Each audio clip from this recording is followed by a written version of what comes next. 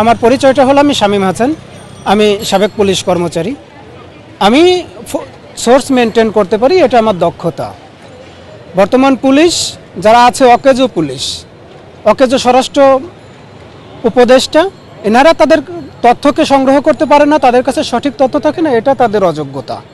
আপনারা সরকারের খাচ্ছেন, রাষ্ট্রের খাচ্ছেন, আপনারা বেতন নিচ্ছেন, আপনারা সুযোগ সুবিধা নিচ্ছেন, অথচ আপনারা একজন মানুষকে নিরাপত্তা দিতে পারছেন না। উচিত ছিল যে হাদি ভাইয়ের চারপাশে মিনিমাম দুইজন যেন নিরাপত্তায় থাকে। আমাদের ডিবি আছে, ডিএসবি আছে, সিভিল প্রশাসনের অনেকেই আছে। হাদি ভাই ভিআইপি লোক না, তাকে আপনারা প্রোটেক্ট করেন না, কিন্তু দুইজন মানুষ তাকে নজরে রাখা যেত। আপনারা সেটা না করে কি করলেন?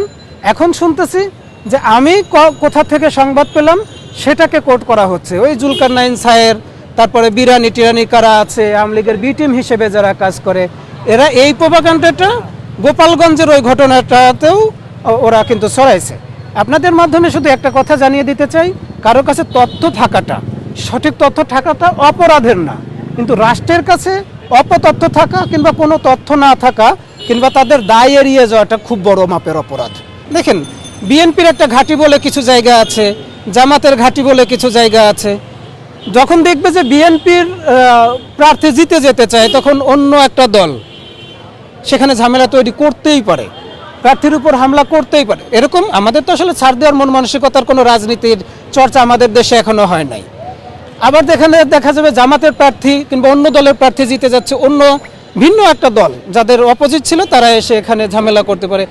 এটা তো পুলিশের জানার ব্যাপার, পুলিশ এটা জানবে কোনটা বেশি গুরুত্বপূর্ণ, কোনটা ঝুঁকিপূর্ণ, এটা পুলিশ নিয়ন্ত্রণ করবে, আমাদের তো ব্যাপার না। আমি শুধু চাচ্ছি আগামী দিনগুলোতে বিপ্লবীদের পাহারাদার হতে।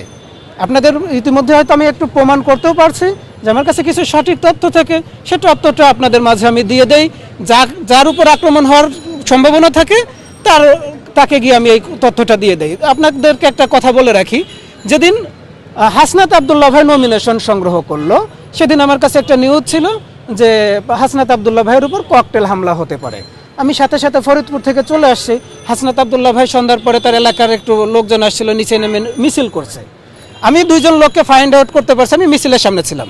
এটা হাসনাত আবদুল্লাহ ভাই হয়তো দূর থেকে খেয়াল করতে পারে, কিংবা হাসনাত আবদুল্লাহ ভাইয়ের কাছের কিছু মানুষ খেয়াল করতে পারে।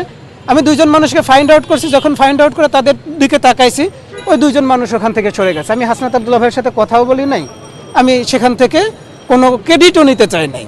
আমি শুধু চাইছি যে হাসনাত আবদুল্লাহ ভাইয়ের উপর হামলাটা না হোক এবং ওই হামলাটা যেন আমি ঠেকাই দিতে পারি। এটা তো আমার অপরাধ না। আমি হাদি ভাইকে বলছি যে ভাই, আমি 2 দিন আপনার সাথে থাকবো, কারণ আপনি একটু সাহস একটু বেশি, আপনি আসলে ভয় পেতে চান না। আজকে সকালে আমি যখন রওনা করছি, হয়তো 10 মিনিট সময়ের এলোমেলো হয়ে গেছে, আমি ঘটনাস্থলে পৌঁছাইতে পারি নাই। তবে সব থেকে বেশি খারাপ লাগতেছে, আজ পর্যন্ত আমি কারোর হাত ধরে কথা দিছি যে ভাই আমি আপনার পাশে আছি, আর তার পাশে থাকতে পারি নাই। আমার জীবনের এটা প্রথম ঘটনা। হয়তো আল্লাহ এর ভিতর ভালো কিছু লিখে রাখতে পারে, জানি না আল্লাহ কি লিখে রাখছে এখানে। আমি শুধু চাইবো হাদি ভাই একটু সুস্থ হোক, হাদি ভাই ভালোভাবে আমাদের মাঝে ফিরে আসুক।